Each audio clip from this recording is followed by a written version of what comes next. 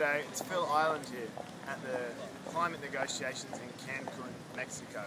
It's been a big couple of days with the opening of the negotiations yesterday with a speech by the Mexican president. I just came out of a meeting with the Australian delegation and other Australian NGOs, and they're feeling, I would say, cautiously positive about the next couple of weeks, and they're convinced that we can actually come to key decisions on a few central areas to these talks. I don't personally know about that, but we'll see what happens over the next couple of weeks, and I'll be following them closely. A couple of areas I'm particularly interested in are firstly the Global Climate Fund. These talks we're hoping to establish some rules around a global climate fund to help the world's most poor and vulnerable adapt to climate change. There's a lot of money out there, but we don't have the channels and the mechanisms to actually get that down to the people who need it.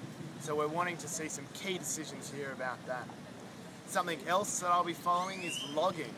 There are rules, very complicated rules in the negotiating text around logging, deforestation, reforestation, that allow some countries to cheat on their targets. So they say they're reducing a certain amount of emissions when really they're getting away with things that they're not actually doing.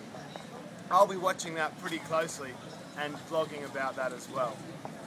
Another bit of big news that came out yesterday was that Japan has firmly stated that they will not be a part of the Kyoto Protocol post-2012.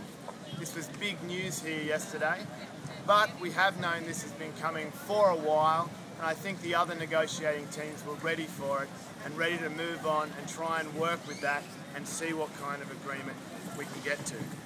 There's a lot of unanswered questions, I know, but follow my blogs over the next couple of weeks and we'll see what eventuates. Thanks for listening. I'm Phil.